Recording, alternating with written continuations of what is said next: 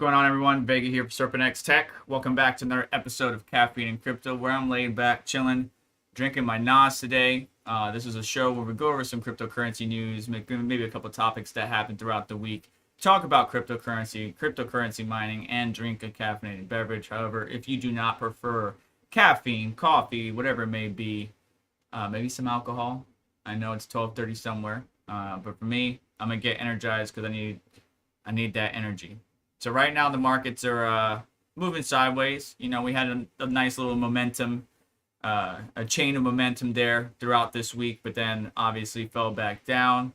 Kind of a fake out situation where, you know, the little Bart Simpson, so they say. I'm looking at the daily. Let's look at the, what is it, 1 hour? Yeah, look at that Bart Simpson. All right. So the beginning of this week, I don't even know what days. My days are blurred together. All right, so May 30th. So May 30th, we started to rise up.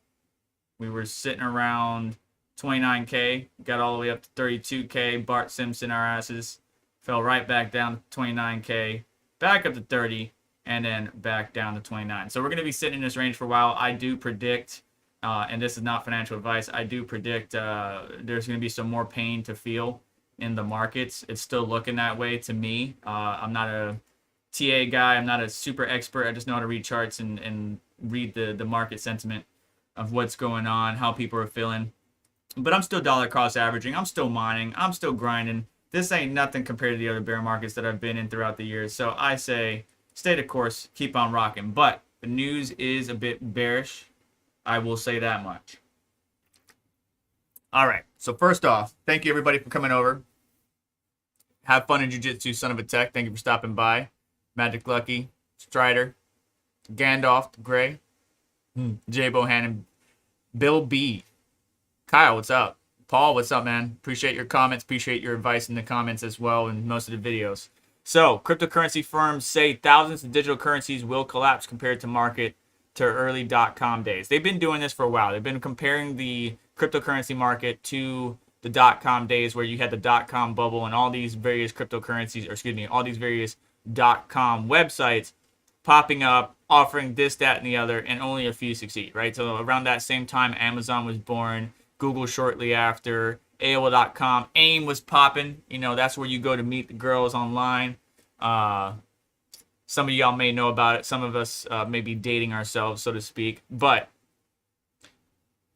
the skeptics keep comparing that. So several cryptocurrency industry players have told CNBC that thousands of digital tokens are likely to collapse while the number of blockchains in existence will also fall over the coming years. So let's talk about that real quick. Let's go to CoinMarketCap. And up here, you'll see a number. 19,728 tokens. And that's not all of it. There's still some cryptocurrencies that have not been listed at all. That's a lot of cryptocurrencies, especially coming from where I've been and watching the space grow over the years. It's too much, honestly. It is personally, in my opinion, of course, too much. The recent collapse of so-called algorithmic stablecoin Terra USD and its associated digital token Luna, which sent shockwaves through the market, has thrust a spotlight on thousands of cryptocurrencies in existence and whether they will survive. One of the effects is what we've seen last week with Terra's issue, is where at the stage where basically there are far too many blockchains out there, too many tokens, and it's confusing users. And that is also bringing some risk for users, says Bertrand Perez, CEO of Web3 Foundation, which, you know, I agree with. There's way too many tokens out there. And realistically, I've said this in a number of videos, there's only a few, and when I say few, maybe 10, 15 at the most that you should really be focusing on. I gave those tokens in a different video. I'm not going to do it in this video. One of the effects that we've seen, likely beginning, okay. All right, so yeah, one of the effects that we've seen last week with Terra Luna, got it. Like the beginning of the internet, you were having lots of .com companies and lots were scams. And there have been a lot of scams And we'll talk more about that in a moment. That's impacting people's money. They're falling for it, unfortunately. No matter how bad we warned them, right? That we're not the person in the comments telling you to meet them on Telegram, WhatsApp, or whatever.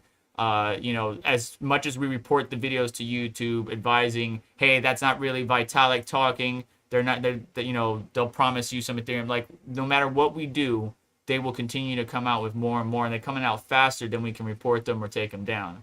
And we're not bringing any value.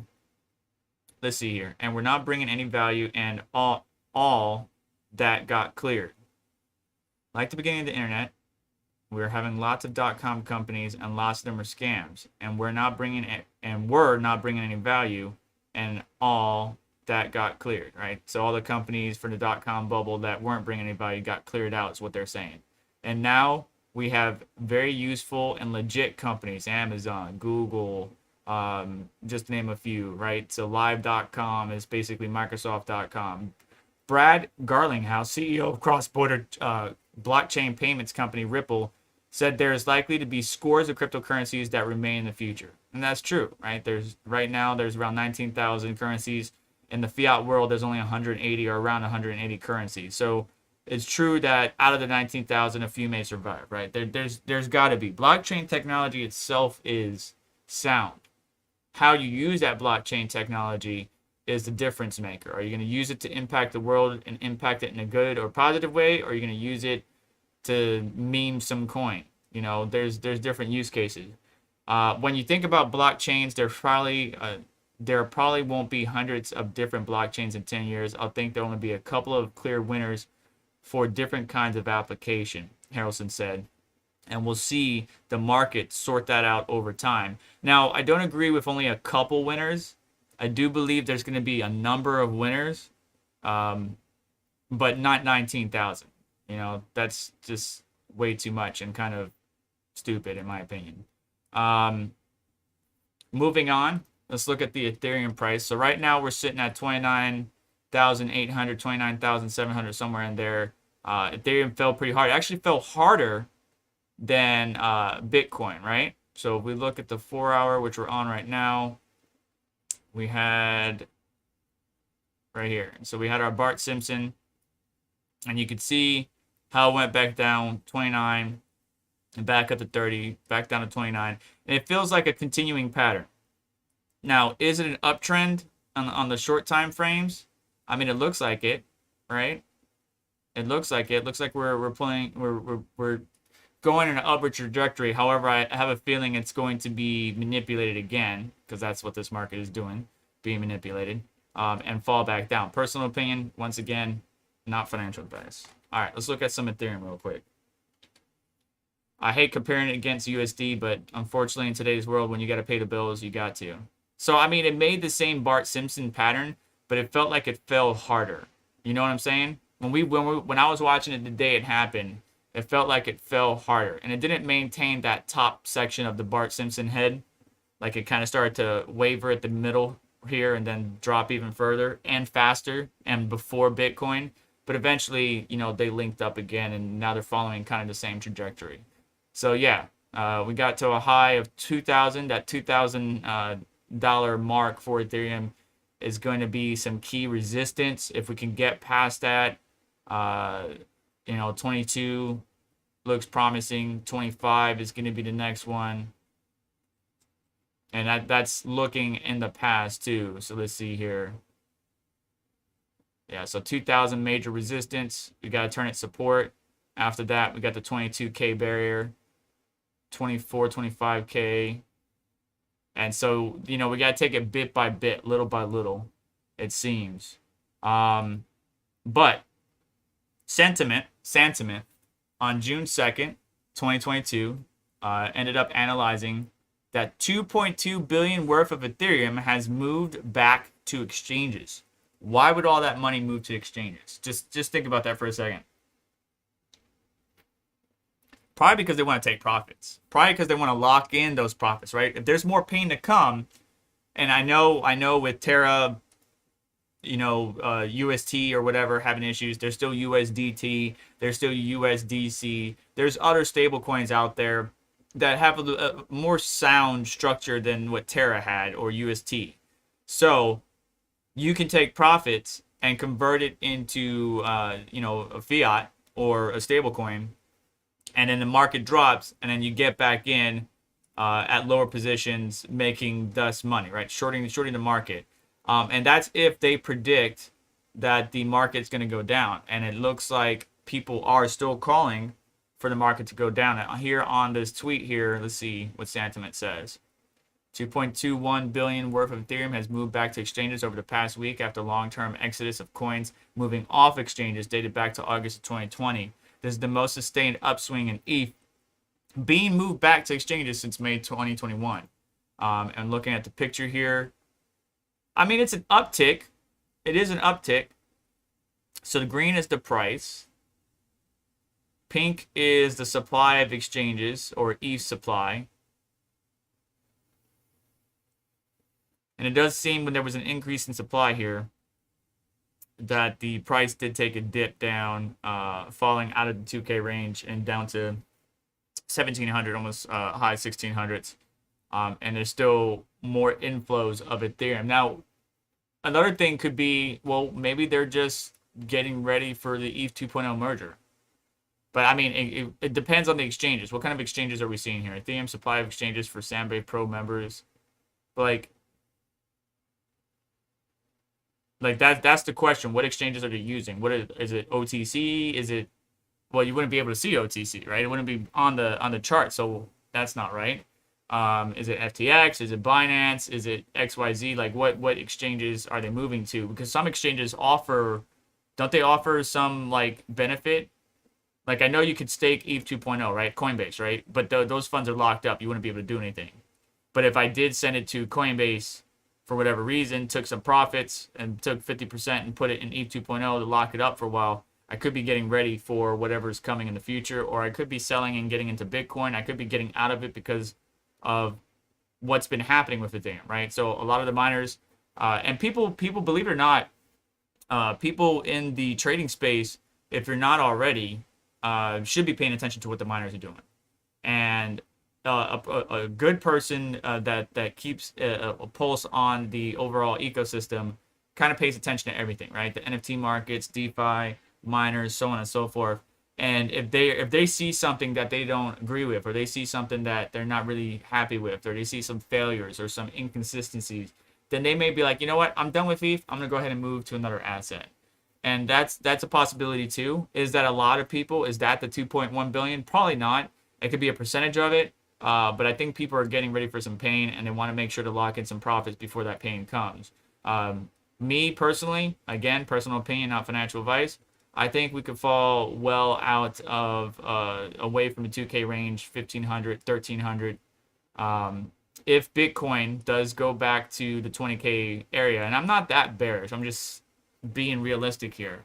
If pain is to come and Bitcoin falls to that 20K barrier, then obviously Ethereum can be in pain too, and we can be sub $1,000 Ethereum, which would be a good opportunity to buy some more, in my opinion. But it's gotta live and learn, I guess you say.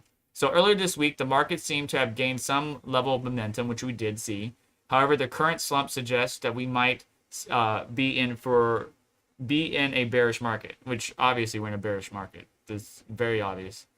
The increased transfer of ETH into cryptocurrency exchanges suggests that investors are selling off their cryptocurrencies, which might fuel bearish sentiment. In fact, according to data from CryptoSlam, Ethereum had a total sales volume of $27.5 billion as of May 31st. And you can see here, blockchain by NFT sales volume. Okay, so that's total sales on NFTs. Look at that. Ronin came in second. Solana, Flow, Polygon, Wax. That's very interesting. It's very interesting. So at the time of writing, in June 2nd, ETH was trading around 1830. Right now we're at 1779, 77, something like that. Ethereum has seen a decrease in value by 5.3% in the last 24 hours, but its trading volume has increased by 26.54%. The all-time high, or all-time high value of Ethereum occurred in November 10th when the coin reached a value of 4.8K.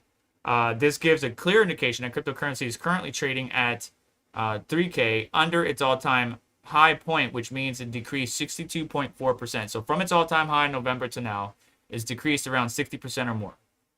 Further, we can also see that the cryptocurrency's 7-day low was 1.724K, or 1.7K, excuse me, while its 7-day high was a value of almost 2K, right? So if the low was 1724, right?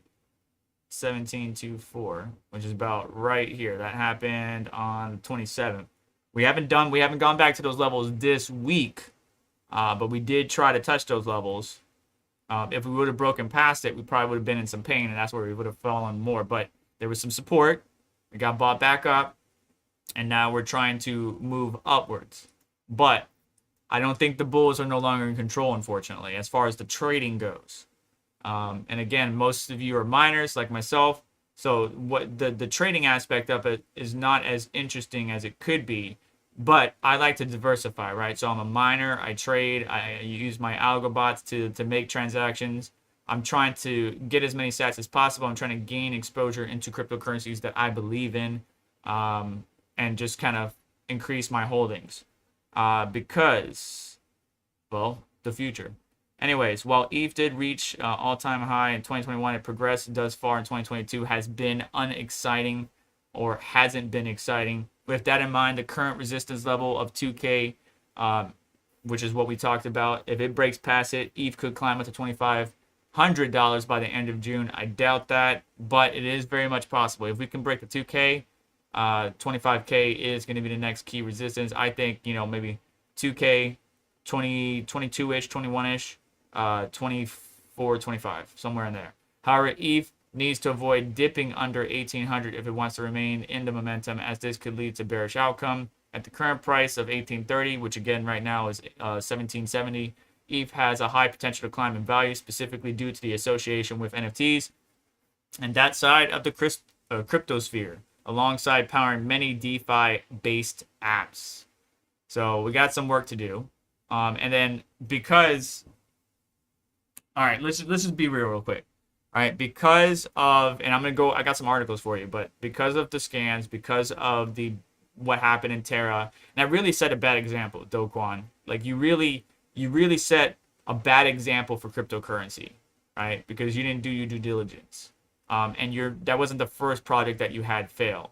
Now you got a number of regulators, a number of government officials, a number of lawmakers, a number of people, and you gave all the skeptics the strength that they needed, the voice that they needed to bash us. So now we got New York just passed a bill cracking down on Bitcoin mining. Here's everything that's in it. So I got a few key points here, and this is unfortunate because it's going to set the precedence for the rest of the U.S. Now I'm not saying this is what New York does is going to happen in Texas. I'm not saying what New York does is going to happen in Florida. I'm just saying it kind of sets that precedence. Okay, we do have the federal level, and then we have the state level. Right, the states can choose to support cryptocurrency blockchain, and they want farms, they want ASICs, because there's a number of key points that people keep missing. But let's just go over the New York law. Following an early morning vote in Albany, and first off, thank you for everybody that's watching. I haven't called out everybody's name, but thank you. Appreciate you coming over from Crypto Mikkel, rating on over. Much love and respect. I'll check the comments, save it towards the end. Send me a super chat or whatever, and we'll talk a little bit more towards the end of the stream. But following an early morning vote in Albany on Friday, lawmakers in New York passed a bill to ban certain Bitcoin mining operations that run on carbon-based power sources, right? Carbon-based power sources. So not a ban on all Bitcoin mining, but Bitcoin mining operations that run on carbon-based power sources, which is unfortunate because guess what? A lot of the hydropower, a lot of the renewable resources in that New York region have been already accumulated or taken up by major or other operations. The measure now heads to the desk of Governor Kathy Hochul. I'm sorry, ma'am, if I butchered your name. Who could sign it into law or veto it? So it's moving up. The governor can sign it or veto it. If the governor signs the bill, it would make New York the first state in the country to ban blockchain technology infrastructure, according to the founder of Chamber of Digital Commerce. Industry insiders also tell CNBC that it could have a domino effect across the U.S., which is currently at the forefront of the global Bitcoin mining industry, accounting for 38% of the world's miners. Remember, China shut down, they all moved here, and so we got most of the hash rate inside the U.S. borders, just FYI, or at least in North America borders, right? Because our Canadian brothers and sisters are doing the exact same thing. There's some major operations there, not just the at-home miners like Red Panda Mining. Excuse me. The push for an 11th hour vote came as leadership in the state capitol managed to flip some of the senators who were previously undecided. Lawmakers backing the legislation say they were looking to curb the state's carbon footprint by cracking down on the mines that use electricity from power plants that burn fossil fuels. If it passes, for 2 years, unless a proof of work mining company uses 100% renewable, it would not be allowed to expand or renew permits, and new entrants would not be allowed to come online. So you're stifling innovation right there. You're not allowing new people to get competitive, to get into space and participate. The net effect of this, according to Boring, would be weakening New York's economy by forcing business to look or take jobs elsewhere. This is a significant setback for the state and will stifle its future as a leader in technology and global financial services. More importantly, the decision will eliminate critical union jobs and further defranchise financial access to many underbanked populations living in the Empire State, Boring tells CNBC. It is a sentiment echoed by Galaxy Digital's Armando Fabino. Okay. Who says that New York is setting a bad precedent for other states that could follow. As for timing, the law would go into effect as soon as the governor signs off. So there's a new operation, just coming online using carbon or fossil fuels. They will be shut down.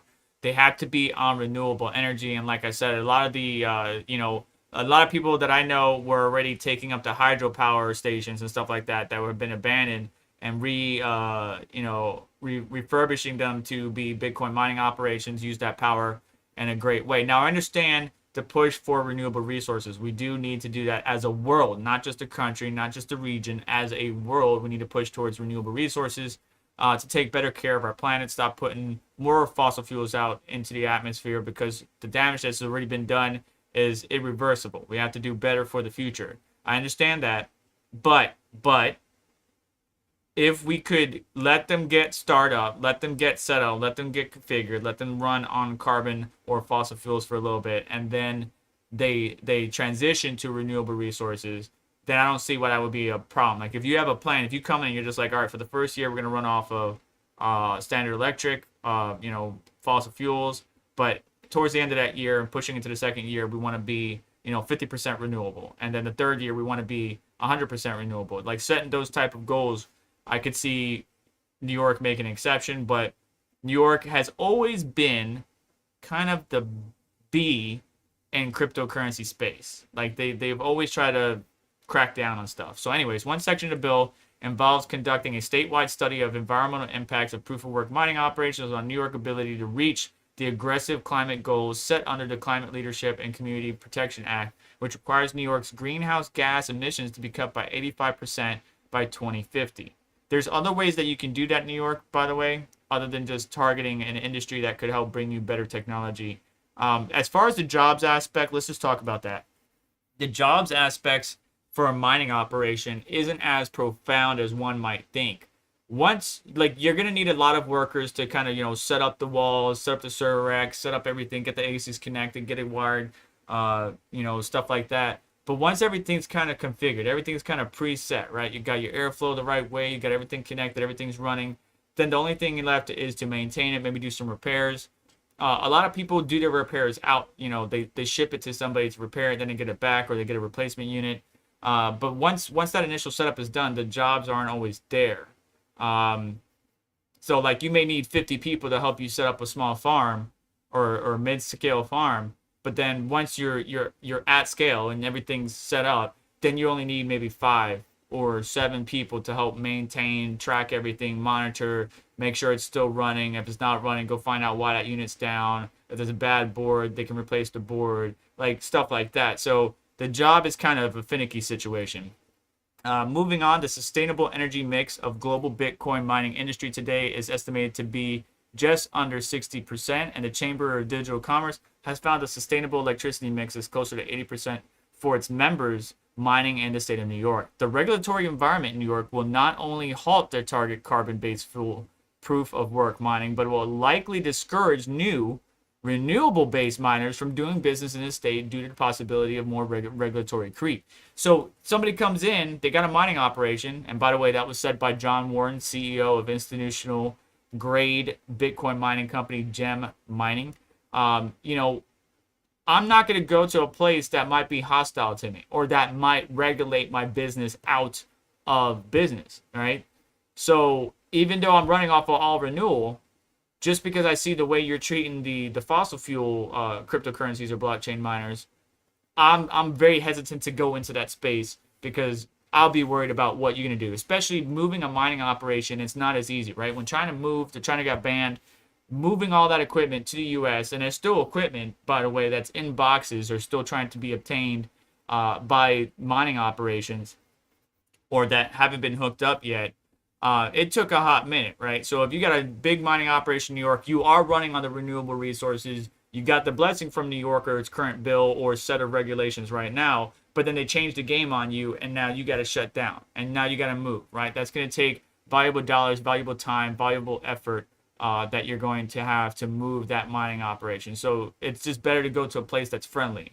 A third of New York's in-state generation comes from renewables, according to the latest available data from the U.S. Energy Information Administration. New York counts its nuclear power plants towards its 100% carbon-free electricity goal, and the state produces more hydroelectric power than any other state east of the Rocky Mountains. Well, that's pretty obvious there. Niagara Falls, stuff like that. Various capabilities for New York. So anyways, we got the Bitcoin conference, Miami, April. Former presidential candidate in New York, Andrew Yang, told CNBC that when he speaks to folks in the industry, he found mining operations can help develop demand for renewable sources of energy. He says, in my mind, a lot of the stuff is going to end up pushing activity to the other places that might not achieve the same goals of the policymaker. Some in the industry aren't waiting for the state to make a ban official before taking action. Data from digital currency company Foundry shows that New York's share of Bitcoin mining network dropped from 20% to 10% in a matter of months. So people have already moved out of the state, moved their mining operations, and now with this new law, there's going to be some concern. The White House has been pushing and is specifically examining the role that these technologies might play in accounting for greenhouse gas emissions, as well as potentially supporting the build out of clean electricity grid. There's also taking a look at the implications of energy policy, including how cryptocurrencies can affect grid management and reliability. It is unclear whether these recommendations, which are due in September, will accumulate in federal law on proof of work mining. For now, states are calling the shot. So federal law, state law, some states are very willing. We'll see what the White House and what the federal level does once they get their research and data, which we should see some information about it in September. Now, going back to what Andrew Yang was saying, and this is something I talked about with BBT, Mike Carter, because my wife asked, she was like, setting up these mining operations, aren't we hurting the ecosystem? Like, because, some of them have to run on fossil fuels. That might be all the energy that's available in that area. You really want to push for renewable. Then you got to make sure you have the infrastructure, not only from electrical perspective, but overall. And the answer is no. The fact that you're building this operation, you're kind of not forcing, but you're kind of pushing the infrastructure along, right? What I mean by that is we do need to upgrade our electrical here in the United States. We do need to upgrade our overall infrastructure throughout the United States. And by having these mining operations wanting to set up shop in your state or city or town, they're actually helping those electrical companies, those states, those towns, those cities improve their infrastructure. And we do need to do that anyways. We need to have more renewable resources, and we need to improve our overall infrastructure as a whole, and having mining operations start up is definitely a benefit in my eyes.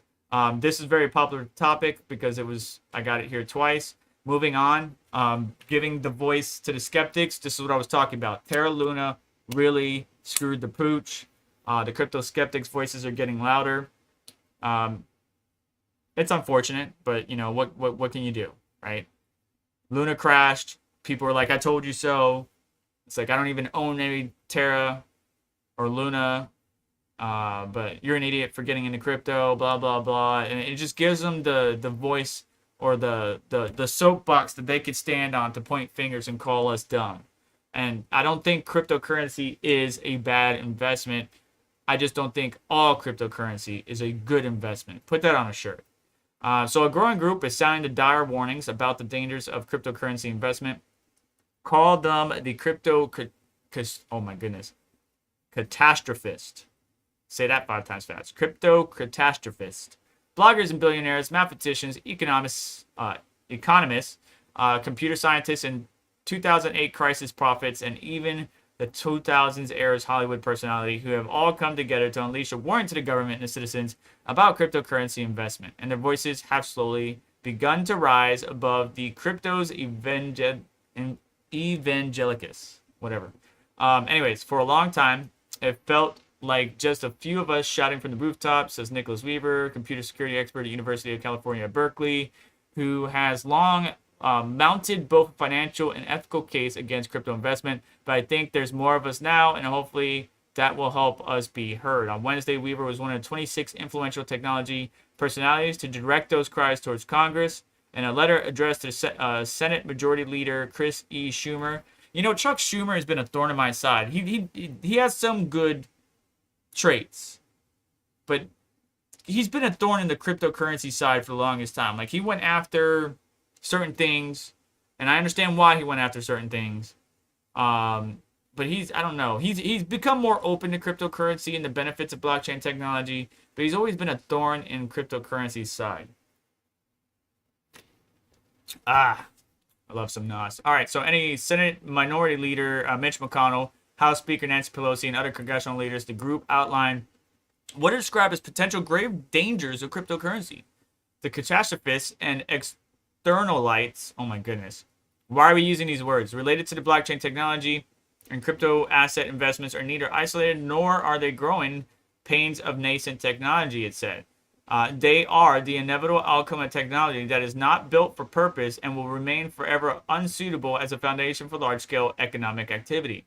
The missive, which was titled Letter in Support of Responsible FinTech Policy, did not spell out many policy proposals. So you want to bash you want to bash cryptocurrency, but you're not offering any help to resolve. All right, cool, whatever. But it was clear that the group wants dramatic moves to rein it in, if not outright eliminate crypto investing. So you want to rein it in, so regulate it heavily, or remove it or ban it or whatever. You would be dumb to do that. Just personal opinion. I'm not a politician. I'm not an economist. But you would be dumb to do that. Anyways, we need to act now. This is in quotes still. We need to act now to protect the investors and global financial market from the severe risk posed by crypto assets, it said. On Thursday, the New York Attorney General joined the skeptics, sending out an investor alert about the fundamental nature of crypto risk.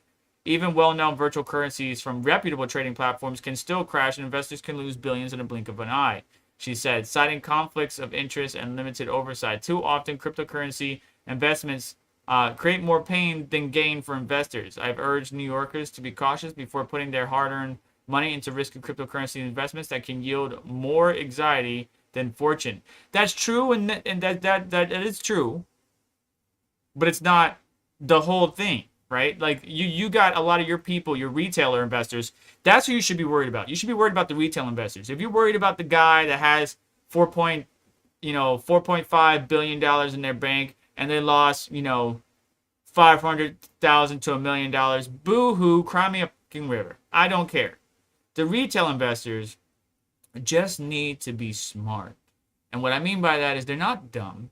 They just need to research the crypto, right? Don't just go and buy a cryptocurrency because you saw your favorite YouTuber talk about it. Don't just go and buy a cryptocurrency because you saw an ad about it. Don't just go and buy a cryptocurrency because you saw a bumper sticker somewhere. Research the cryptocurrency, look into it, see if it meets a certain criteria, whatever that criteria you're going to have to come up with, and then dollar cost average into it. So when the market tumbles, you're not like, oh crap, no. Just be mindful, okay? So anyways, a lot of people got into Luna. A lot of people lost money. Luna's back. And all the articles, by the way, going over in today's video are in the description. But Luna's back. But whatever. Anyway, Terra's new Luna token is taking holders on a wild ride just days after being distributed to investors who saw the value of their cryptocurrencies tied to the failed blockchain destroyed. Various trading platforms showed different prices after the tokens were awarded on Saturday in what's referred to the crypto industry as an airdrop. Kraken data showed that the price opened around $17 and swung between $30 and $4.80. OKX listed an opening price of $1 and extremes of $20 and $5. Luna 2.0, as a new token is known, was up to 30% to around $9 on Tuesday, according to pricing data from TradingView and Kraken. Veteran observers pointed out that while volatility is a fixture in crypto, the extreme moves stand out. Speculators are likely seeking to book quick gains on the moves higher, while previous holders of the failed UST stablecoin and Luna tokens are trying to recoup losses of around $40 billion. This is pure gambling, like crypto has never seen, said Faid, head of research at crypto prime brokerage Copper. So yeah, that's look at this chart, guys. It opened, it was like wee whoop, and then back down and then back up. Usually when you have a token first launch, it always does this, but because Luna is standing on a foundation that is not really sound, right? And they kind of hurt a lot of people. Yeah. I feel bad for the individuals that got into this. All right, so it's 11:40. I'm going to start getting into questions. Crypto scams are on the rise. Cost people more than $1 billion since 2021. This is the reason why regulators are trying to regulate this crap into the ground, along with the crash. This is why skeptics are having a voice. This is why it's a bear market, because regulators are continuing to try to push things through without fully understanding the complete picture. Maybe they do understand the picture. Maybe they just care more about the environment than the future of the economy. That's understandable, but they need to take both into account, which is why prices are going to continue to either trade sideways or go down. I do believe there's some more pain in the future, but we just have to wait and see.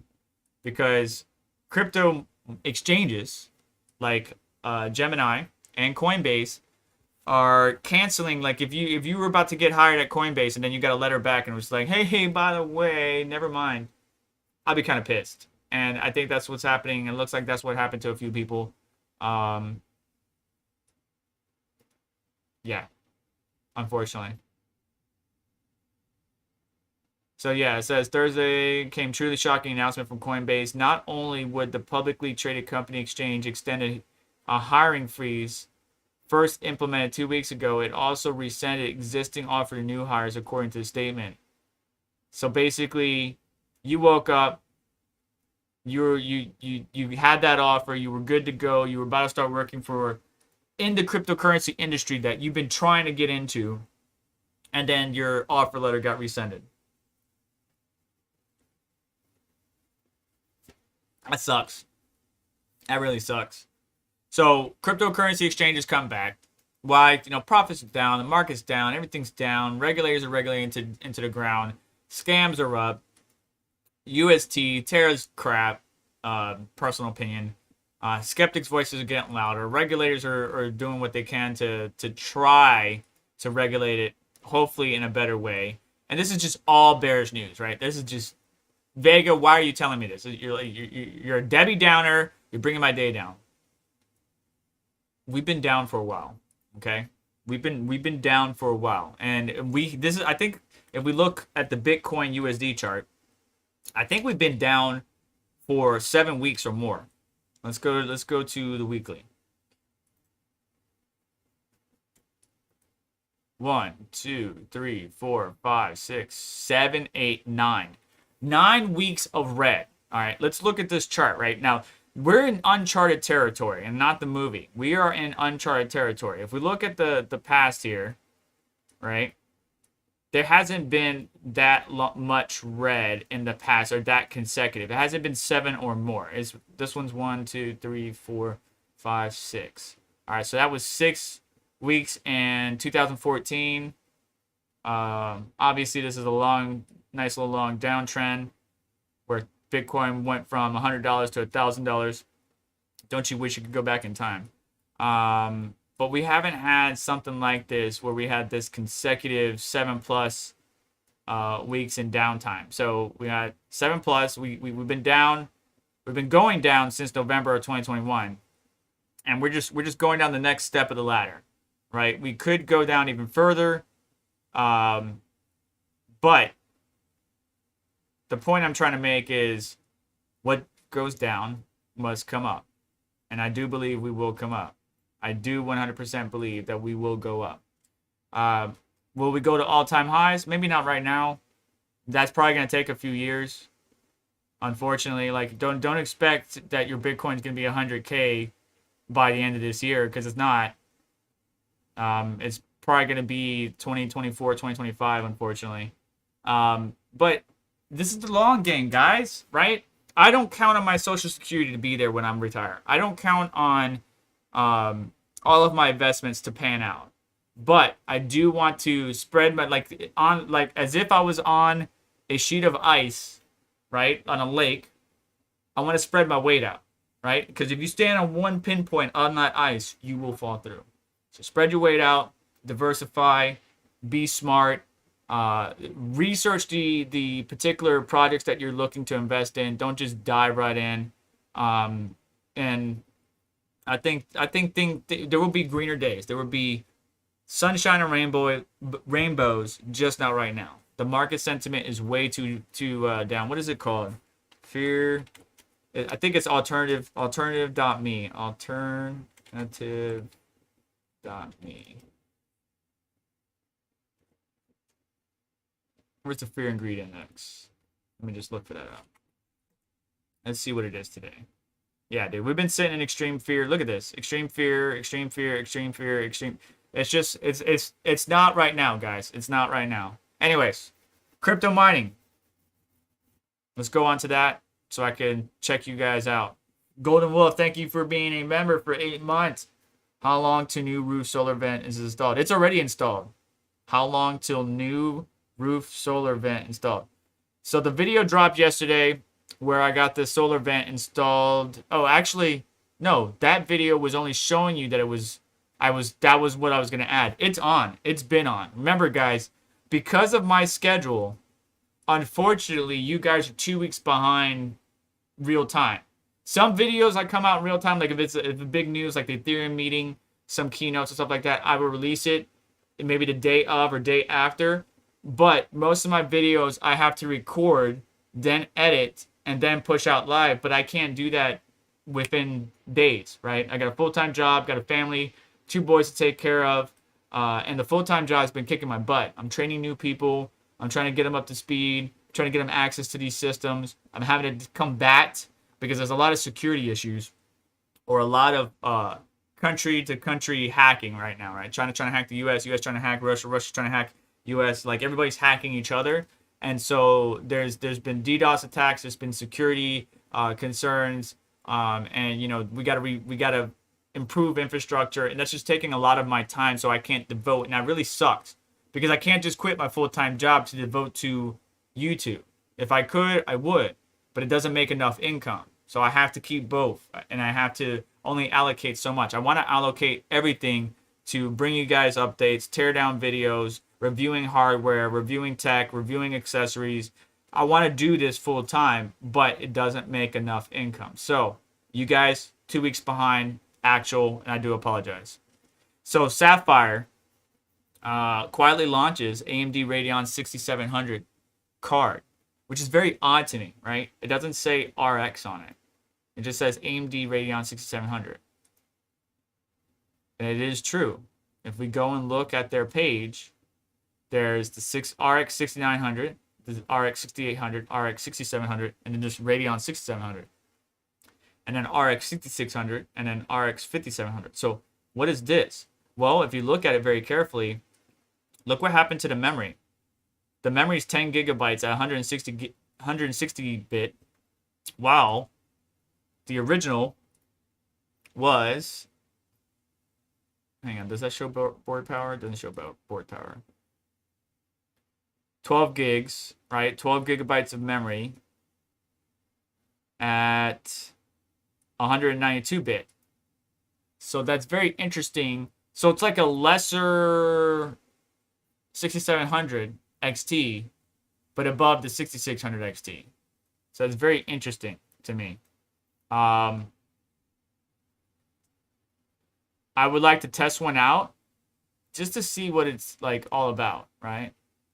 Just to see, because I'm assuming it would bring you the same RX benefits, but why does Sapphire do this, right? And do they have the blessing of AMD? Because I mean, if we go to AMD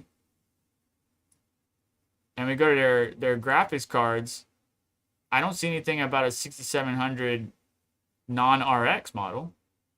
So is this Sapphire that just had extra supply, just decided to make their own GPU? And again, do they have the blessing of, AMD? Very, very interesting. Let's see here. Let's check AMD availability real quick. 6950 XT. Matter of fact, that sucks. Is that all they got? Yeah, that's all they got. They don't even have the 6700 XT. So they're getting ready for RDNA 3. And so they're not going to be pushing out any of these cards. So this is Sapphire probably trying to get rid of their supply, the surplus that they have in preparation for RDNA 3. But 10 gigabytes of GDDR6, maybe some components just didn't work. Maybe 2 memory modules were defective, so they took them off the PCB and just made it 10 gigs. But why 160-bit bus instead of 192? Very, very, very interesting. Streaming processors. But yeah, Sapphire did this, and it's interesting to me, and I just wanted to bring it up to your attention. If somebody finds where to get this, hit me up. Because I am super interested in seeing what the actual performance difference. There is going to be a performance difference, but what is the actual performance difference? So 6700 XT. I want the non-RX model. Non-RX model. By the way, guys, I will be selling, and I know this is going to sound stupid, I will be selling my AMD 6950 XT. I know many of you, let me see here. I know many of you probably wouldn't buy this card. Let me just go ahead and adjust the camera there. But I will be selling it on eBay if anybody does want it. I can leave it modded to get the 64, 63 mega hash, or I can leave it just the way it is with one switch mining, one switch gaming. But you guys are going to have to let me know what you want, or whoever buys it will let me know and I'll make it happen. Anyways, yeah, that's today's show. Sorry that the market's crap.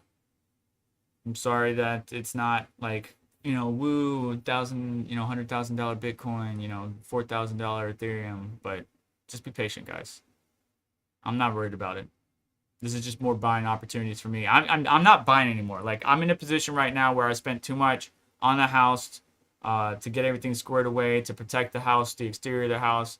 We got some remodeling and some fixing up to do on the interior of the house. Like, my rigs are full. I could add more GPUs. I will try to buy them as they come out for reviews and testing and all that stuff to provide to you, but just like, I gotta save. I'm in money saving mode, keep my head down, keep grinding, and hopefully things will pan out in the long run. So going and spending $1,000 on Bitcoin and buying a dip I don't have that capability, but I am still buying the dip. I'm dollar cost averaging into the dip. And even when it's not dipping. Dollar cost average means buying regardless of the price. Basically, what the hell is that? Do you see that? I can't zoom in. Oh, it disappeared. He disappeared. There he is.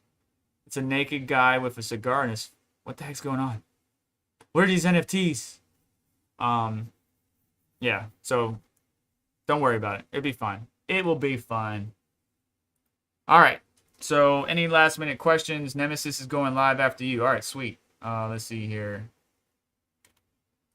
Let me copy this link. I hate it when it does that. Let's see if it will let me go to it. Let me mute this tab. All right, cool beans. Then we got to edit the stream. Let's see if I can figure this out. Didn't I have to put it in? All right, redirect viewers.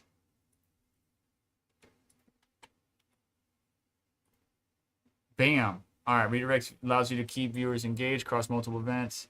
Add a stream or premiere people to watch after yours ends. All right, save. Boom, done. So, yeah, let's see here. Never mind the history of Bitcoin. Has there ever been a 9 red weekly candles? This was the first time. Yeah, this is the first time. We're definitely in uncharted territory, Magic. I didn't see your response there, but you're 100% right. Get more panels and higher rated investors. Wow. Paul Daughtry and Gandalf the Grey and Magic Lucky, you guys have been talking a lot. Good job. And appreciate you guys going on to the videos. They're not getting a lot of views, right? I'm not dropping stuff that's like, oh, wow, you know, freaking, whatchamacallit, you know, what is it called? I don't like clickbaiting. I was told clickbait gets to views. That is 100% true. I don't like it. I just personally don't fucking like it. I have done it on a couple videos, and I apologize for some of you. Some of you did, not you guys per se, but like some other people. Oh, they complain. So like, I do, damn if you do, damn if you don't. Because I do something. I want to generate views because it helps the channel out, you know, to fulfill the goal that I'm trying to get to. But if I do certain stuff, you know, then I get mad, or people get mad at me. I don't know. You guys are so hard to please. Not you per se.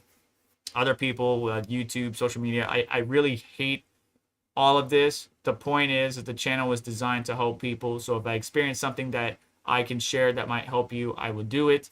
I love tech. And matter of fact, after this video, I'm going to go record a couple more. I'm playing around with an old GTX 760. Nemesis will like this. I'm just doing a shut mod on the 760 to try to increase my score on hardware bot. I might actually wire in an extra 6-pin connector to it. Do some hardware modding so that way I could get that card to pull some more power. It's only a 2 gig card, but it's an old 760. And I just wanted to see its performance numbers. So I already did the baseline testing. Now I'm going to do some mods to it and then play around with that. If you're interested in content like that, I will bring you in more. But lately, it seems, you know, on average, I'm not getting as many views as I used to. But it's a downturn, and I completely understand.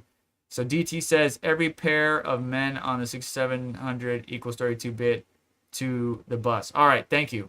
Thank you. So you did some math, huh? So it's 32-bit. Every pair of men. So 32-bit. So we got 160-bit memory bus, 10 gigabytes of memory, and that's where he's saying every pair of mem on a 6700 equals 32-bit. So, all right. You guys stay savage indeed, Paul Daughtry. I could engage more in this video, but it's either get the news done for future viewers. Maybe I'll start doing that. The first like half an hour will be, you know, welcome, thank you, say hi to you guys, news, and then the last half an hour will just be strictly engagement, looking up stuff, answering questions. But anyways, let's head on over to our boy here, who's going to be starting in about 4 minutes. Let's see. I don't think you can hear that. You probably can hear it, actually. We got some music going. Let's see where the music is. I hear music. But where's it coming from? That's very interesting.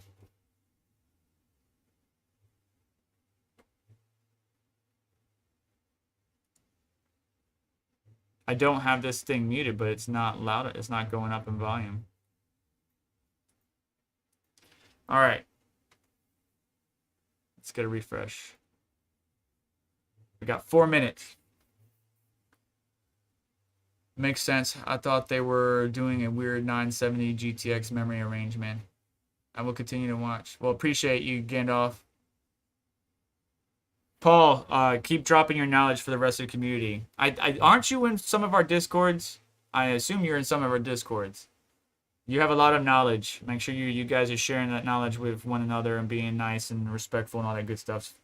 Don't troll the trolls, even though it's fun to troll the trolls. All right. My boy's going live in 3. Nemesis doesn't have a lot of views or subscribers, but he's a hardware guy like myself, a man after my own heart, and a car guy. So he ticks 2 of the right boxes for me. Show him some love, show him some support, and I'll catch you guys in the next one, all right? Take care, but do me a favor, hit the subscribe button, hit the like button, hit the notification bell to stay up to date. Check out links in the description, not only to the articles that we went over today, but also links that help support the channel and what we do here. And I will catch you in the next one. Take care.